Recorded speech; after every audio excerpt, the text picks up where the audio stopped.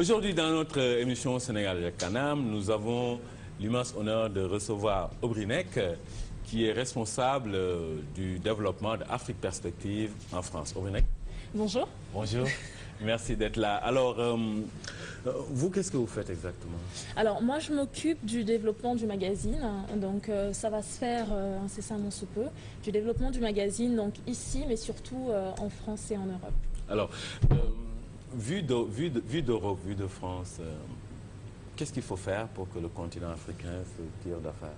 Alors, qu'est-ce qu'il faut faire? Il faut développer l'agriculture, je pense, le secteur industriel, l'éducation surtout. Vous y connaissez, vous, en agriculture? Je suis agricultrice, non pas du tout, absolument pas, mais je sais que c'est nécessaire. Et l'éducation, et ce que je disais justement à Karim, ce qui est très bien, c'est toute cette génération en fait, de jeunes Africains qui vont étudier en Europe et qui reviennent ici pour essayer d'adapter, d'améliorer leur continent, leur pays et ce qui se passe. Vous pensez rentrer, vous? Oui, je pense rentrer, c'est justement pour ça que je suis là aussi, pour voir petit à petit comment ça peut se passer, comment je peux revenir, ce que je peux apporter à mon continent. Et pour vous donc, les leviers essentiels, c'est l'agriculture, c'est l'éducation? L'agriculture, l'éducation et l'industrie. Alors, nous, les Africains aujourd'hui, en France par exemple, on n'est pas très respectés. Il y a toujours ces contrôles de faciès. Il y a toujours je veux dire, un racisme qui dit son nom et qui ne le dit pas aussi. Comment vous vivez ça, vous? Alors, je suis pas totalement d'accord en fait avec ce que vous dites, parce que je suis d'accord pour dire que ça existe. Il y a des cités où évidemment ça existe, on se fait contrôler pour un oui ou pour un non, mais je n'ai jamais été victime de ça et mes proches non plus n'ont jamais souffert de ça. Donc, je suis d'accord pour dire que ça existe, il y a vraiment des endroits où ça existe, mais quand on est en ville, quand on est dans des endroits où on côtoie des gens qui sont éduqués, je n'ai jamais eu à faire face à ce genre de problème. Après, je suis d'accord, il y a des domaines où on est un peu plus freiné du fait de notre couleur de peau ou d'être femme. Alors moi j'ai tout, hein. Moi je suis femme, je suis jeune et je suis noire, donc des fois c'est un peu dur, mais sinon en France surtout je trouve qu'on a beaucoup de chance et que c'est pas aussi prononcé, c'est pas aussi important que ce que les gens disent en fait. Mais ça c'est mon point de vue. Hein. Très bien, c'est un point de vue valable je pense, parce que vous vivez l'affaire.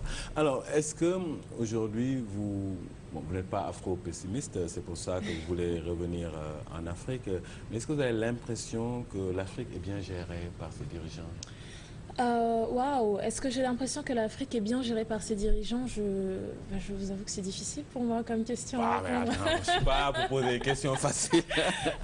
Je n'en ai aucune idée. Après, c'est vrai qu'il y a des réalités que je vois entre les dirigeants qui ne pensent qu'à eux. Quand vous dites que vous n'en avez aucune idée, c'est que pour vous, l'Afrique, vous vous en occupez pas. Non, c'est quelque chose que je vois un peu de loin, parce que moi, j'ai grandi en France. Vous imprégnez pas, vous ne suivez pas l'actualité, si, évidemment. Pas. Mais c'est vrai que quand on regarde alors les dirigeants qui ne pensent qu'à eux, donc qui pensent qu'à leur propre intérêt, et quand on voit, c'est vrai, le potentiel économique, le potentiel de développement de l'Afrique, entre ce potentiel-là et ce qu'on en fait et la réalité, il y a un fossé énorme comme ça. Donc évidemment qu'en Afrique, il y a énormément de choses à faire, mais je pense qu'il y a des moments où il n'y a pas forcément... Vous pensez que l'Afrique n'est pas bien gérée?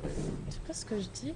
Qu'est-ce que vous dites finalement? Parce que c'était ça ma question, moi. Non, je dis qu'il y a beaucoup de choses à faire. Vous faites de la langue de bois. Oui, je sais. Bon là, si elle-même accepte qu'elle fait la langue de bois, je pense que la messe est dite. Alors, quel message final vous avez, moi? Alors moi, c'est vraiment pour le magazine.